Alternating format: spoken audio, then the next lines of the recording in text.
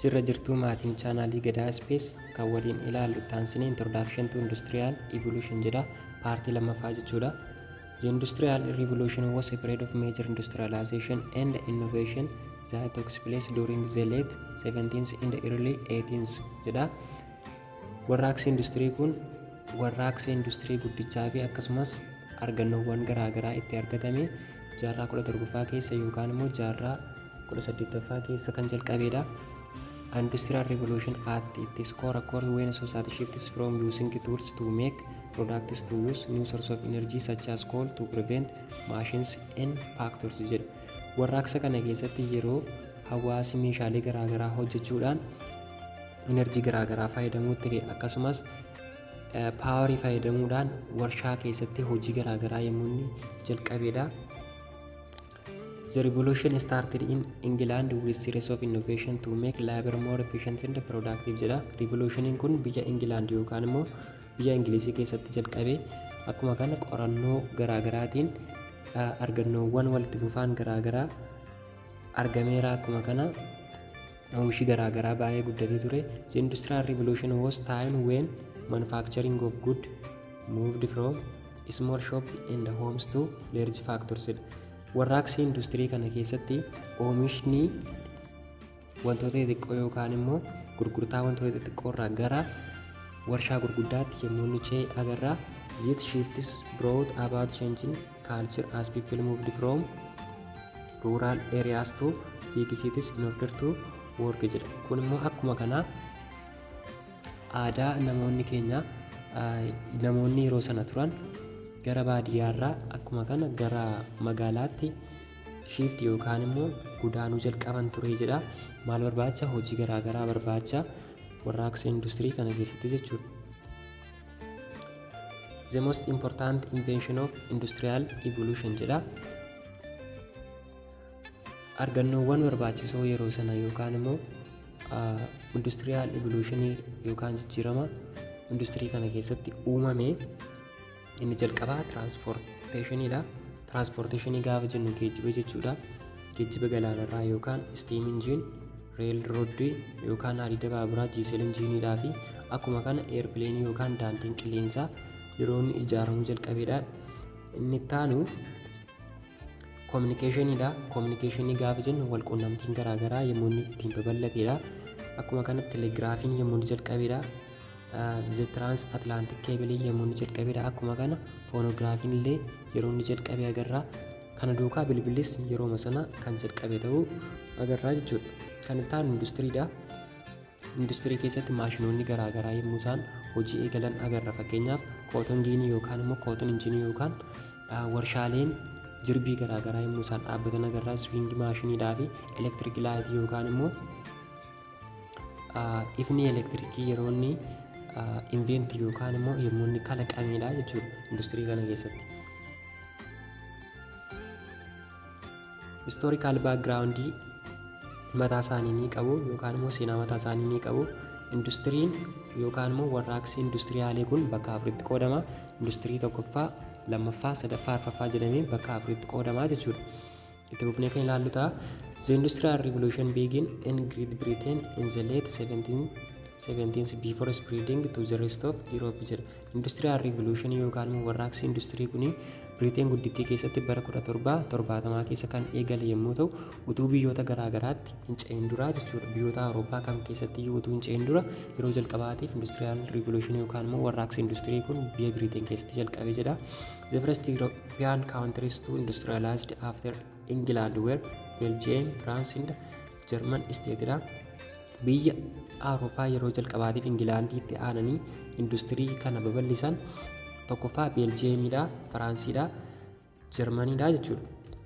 The final case of industrial revolution was the effect created by the agricultural revolution.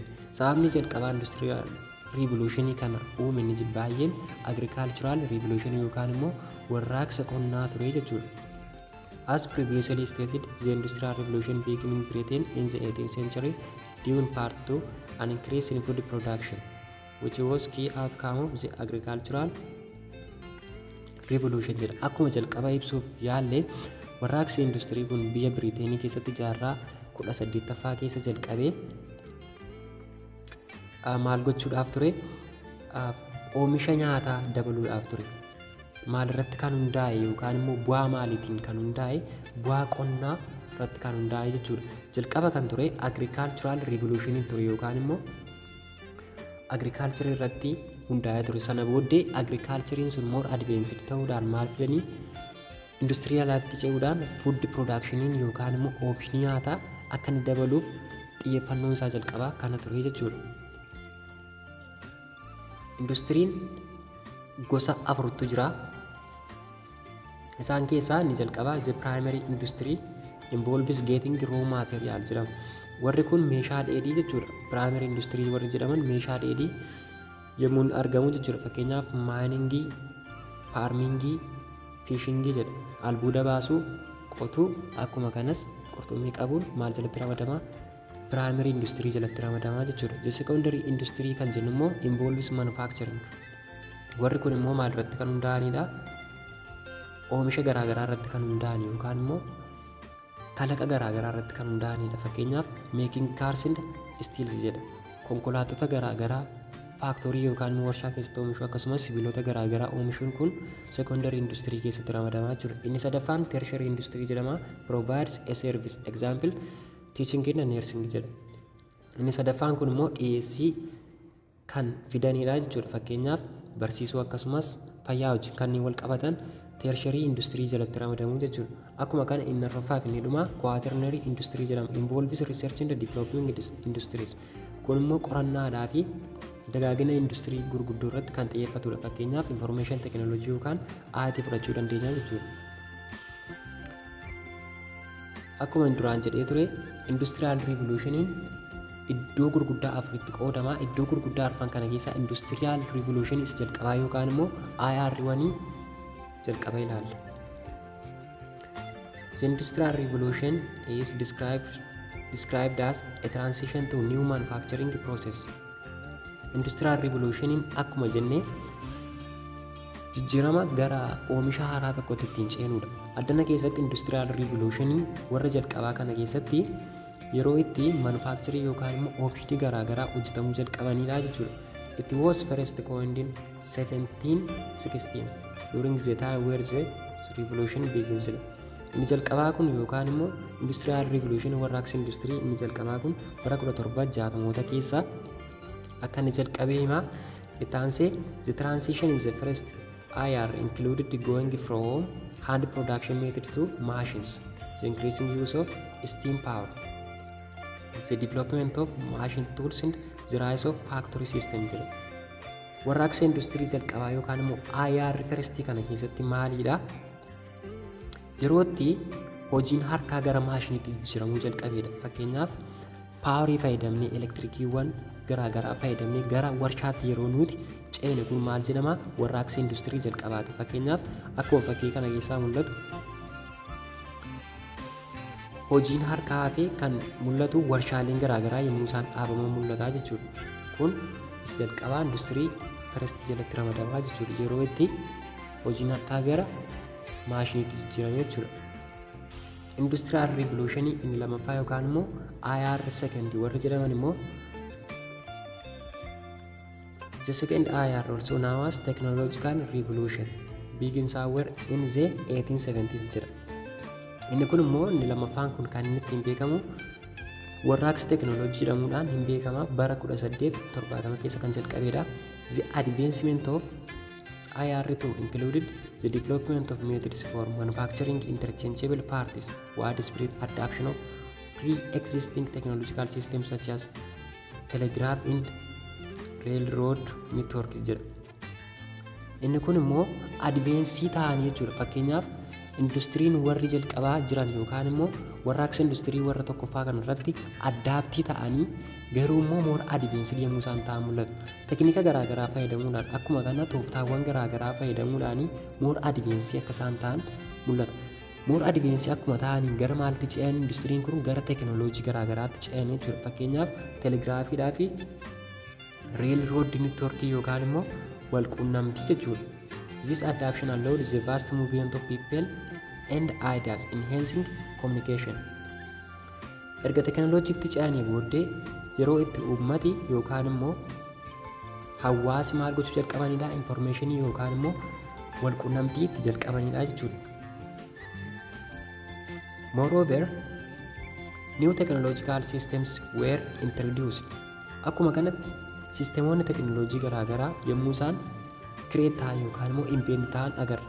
Warraaqsa industirii lammaffaa keessatti jechuudha. Fakkeenyaaf elektrik paawar yookaan anniisaa elektirikii, akkuma kana telefoonsii yookaan immoo bilbilli yommuu isaan hundeeffamanii jechuudha.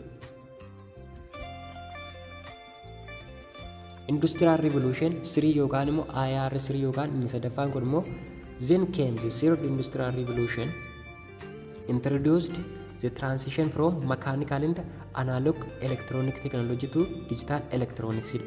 Inni kun immoo ce'umsaa teknooloojiin makaanikaalaa yookaan immoo elektrik teknooloojiin gara maalitti, gara digital electronics yookaan immoo wantoota xixiqqootti ce'uu jalqabanidha jechuudha. Kun kan jalqabe bara 1950 keessaadha. Due to the shifts toward digitalization, IR3 was given to nickname digital revolution jedhama jechuudha.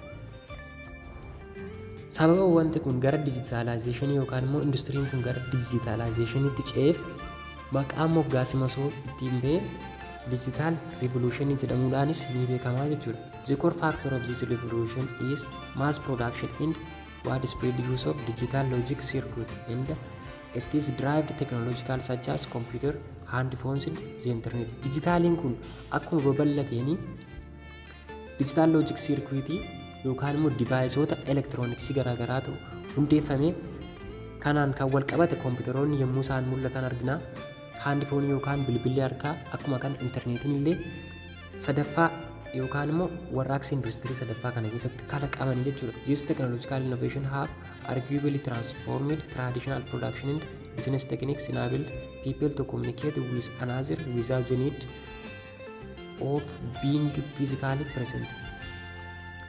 Teknooloojiin yookaan immoo argannoowwan kun akkuma uumamaniin namoonni qaama wal bukkee ga'anii haasa'uun hafee bifa dijitaalaatiin akka isaan wal quunnaman kan godhedha jechuudha. Certain practices that were enabled during IR3 is still being practiced until this current day. Wantoonni muraasni bara warraaqsa industirii sadaffaa godhaman hamma har'aatti illee kan mul'atan jiru. Fakkeenyaaf digital computeriidhaa fi digital recordiin illee yeroo ammaa kan isaan mul'atan ta'a jechuudha. Inni arfaffaa fourth industrial revolutioniidhaa fi isa dhumaa jiru warraaqsa industirii isa arfaffaa yookaan immoo isa guddicha. Now, with advances in various technologies such as robotics, Internet of Things, additive manufacturing and autonomous vehicles, the term Fourth Industrial Revolution or IR4 was coined by Klaus Schwab, the founder and executive chairman of World Economic Forum in the year 2016. Warraaqsi industirii inni guddaan yookaan immoo inni dhumaa inni arfaffaan kuni maal wajjin kan wal qabatinna roobootiksii akkasuma internet of things garaagaraa wajjin kan wal qabatin. Kana jechuun teknooloojiin more advanced ta'e yookaan immoo baay'ee kan dagaage ta'uusaa agarsiisaa jechuudha. Akkuma kan autonomous vehicles garaagaraa fakkeenyaaf konkolaattonni ofiin deeman garaagaraa akkuma kana teknooloojiin gurguddaan yommuu isaan dhufan kan akeekuudha jechuudha. Fourth Industrial Revolutioniin isa amma keessa jirru kanaadha jechuudha. The technological mentioned above are what you call cyber physical system jechuu dandeenya jechuudha. Teknooloojiin kun akkuma agarru cyber physical system jennee moggaafnee waamuu dandeenya jechuudha. A cyber physical system is mechanisms that is controlled or monitored by computer based organisms tightly integrated with the internet and its users. Cyber physical system kuni computer based algorithm yookaan immoo sisteemota kompiitaraatiin manaajii kan isaan ta'aniidha. Akkuma kana interneetii garaagaraatiin hordofamuudhaan maashinoonni kun kan hoogganamanidha jechuudha. Qabiyyeen ittaan yookaan qabxiin ittaan role of data for emerging technology jira. Gahee daataan emerging technology keessatti qabudha. Data jechuun wanta dheedhii jechuudha. Informationii hin sassaabamne yookaan immoo informationii processing hin taane jechuudha. Akka dheedhiitti kan fudhannu jechuudha kompiitara keessatti. Akkuma agartan data is regarded as new oil jedha. Boba'aa haaraa jechuudha. In the strategic asset, since we are living in the age of big data, drives or even determines the future of science, technology, economy, possibly everything in our world today and tomorrow. Waggooti nuyi amma keessa jirru kun bara daataan yookaan immoo biig daataan baay'ee kompileksii ta'e akkasumas teekinooloojiin garaagaraa daataa irraa hundaa'uudhaan more advanced ta'an keessa akkuma jirru saayinsii gara fuulduraa dhufan akkasumas teekinooloojii diinagdee wanta hojjennu addunyaa kana keessatti kamiyyuu daataadhaan hoogganamaniiti yookaan immoo daataan kana keessatti baay'ee barbaachisaadha jechuudha. Daataan shoora guddaa taphataa jechuudha.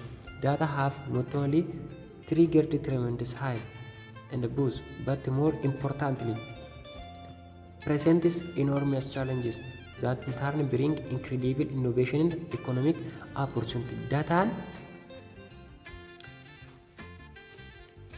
wantoota haaraa argachuuf yookaan immoo diinagdee keenya fooyyessuudhaaf wanta baay'ee murteessaa ta'anidha jechuudha.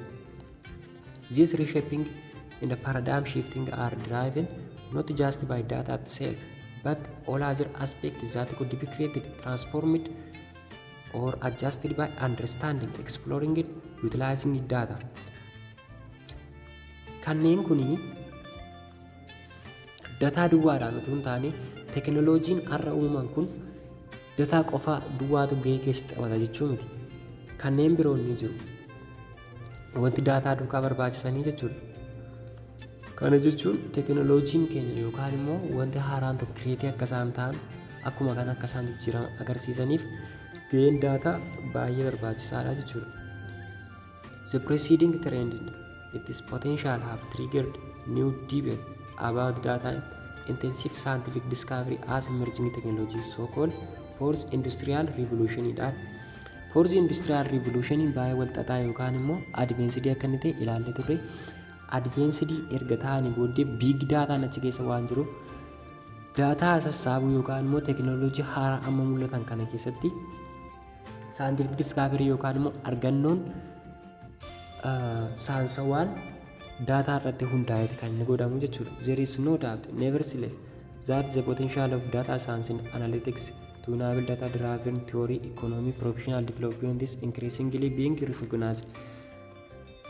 Dataanii akkuma beekamu ikoonoomii keessatti akkuma kana hojii ogummaa yookaan immoo dagaagina ogummaa guyyaa guyyaan hojjennu keessatti gahee guddaa akka inni taphatu shakkiin qabu jechuudha. This involves not only core disciplines such as computing, informatics and statistics, but also broad-based field of business, social science, health and medical science.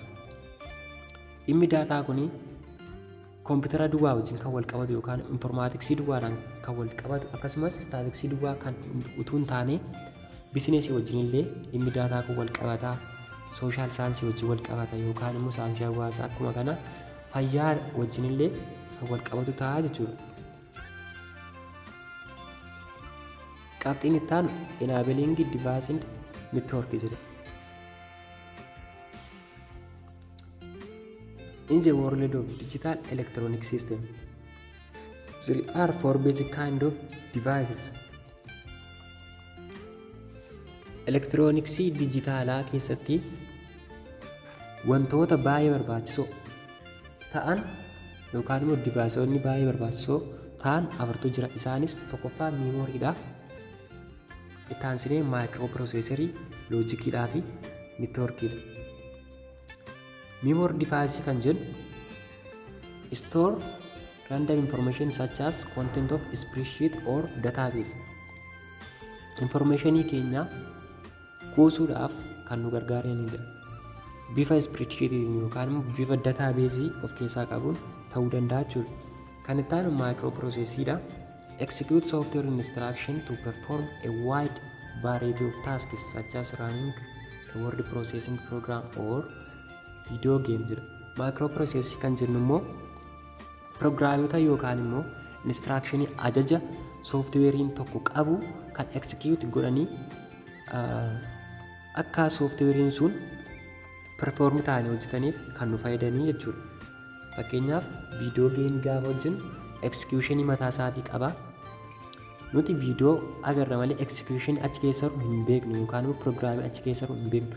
Sooftiweeriin proogiraamiin achi keessa jiru garuu kan inni ittiin execute nu ta'u maaliini maayikiroo piroosesii kanaanii jechuudha. Logic device dha kan itti provide specific function including device to device interfacing. Inni kun immoo amala networking yookaan immoo amala quunnamtii qaba.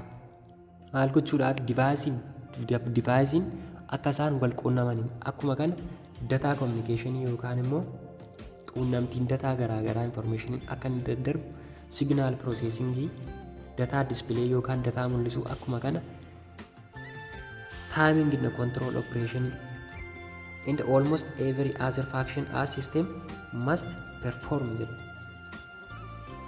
Inni dhuma network is a collection of computer, server, mainframe, network devices, peripherals or other devices connected to one another to allow the sharing of device. Network jechuun amala ittiin kompiitarri yookaan seerveriin mainframe inni garaagaraa akkuma kana divaayisii networkii of keessaa qaban garaagaraa walitti dhufuudhaan konneektii ta'anii informationii wal jijjiiran yookaan immoo daataa wal jijjiiran jechuudha.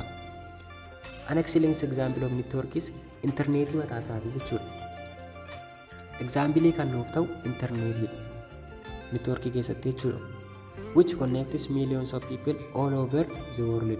Sababni isaa networkiin addunyaa kana irratti namoota miiliyootaan lakkaa'aman yookaan biliyoonaan lakkaa'aman al tokkotti internetiin connect walitti godhee information akka inni sharingii ta'u godhaa jechuudha.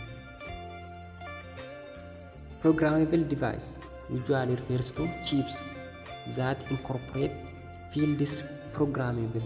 Programmable device kan jedhamu chipsidha. Maal keessatti kan nu fayyadanii amala programming keessatti kan nu fayyadanidha. Programmingiin wanta baay'ee jira, language mataa isaanii qabu. Programming jechuun execution yookaan immoo instructionii kompiitaraaf kennuu jechuudha. Kanneen kana keessatti programmable devicein chiipota garaagaraa yookaan immoo pilaatfoormota garaagaraa jechuudha. Fakkeenyaaf logic device FPGA complex programmable logic device CPLD programmable logic device or PLD. Wantoonni kun deviceota garaagaraa maal gochuudhaaf nu gargaaran yookaan immoo programmii keenya yookaan executionii keenya manage gochuudhaaf warreen nu gargaaran chiipota jechuudha. Why is a computer referred to as programmable device?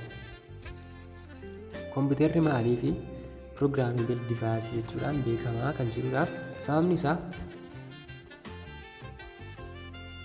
because what makes a computer is that it follows a set of instruction.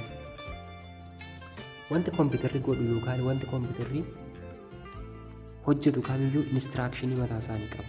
Kanaafuu instructioniin erga jiraate yookaan immoo instructioniin sun executionii waan ta'uuf programmable device kana jalatti ramadamu jechuudha. Mali electronics are computers. Electronics baay'een kompiitara garuu hojiin isaanii xiqqaa yookaan salphaa ta'uu danda'a. Garuu kan nuti ilaallu hojiin isaanii haa salphatu yookaan immoo haa xiqqaatu malee instructionii yookaan immoo sooftiweerii mataa isaanii piroogiraamii mataa isaanii qabu. Kanaaf elektirooniksiin xixiqqoon kompiitara jedhamanii waamamuu hin danda'u.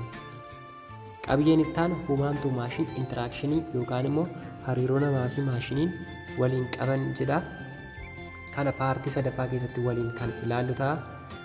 Maatii YouTube chaanaalii keenyaa ta'uun subscribe, like, share gochuu hin dagatinaa. Paartii sadaffaan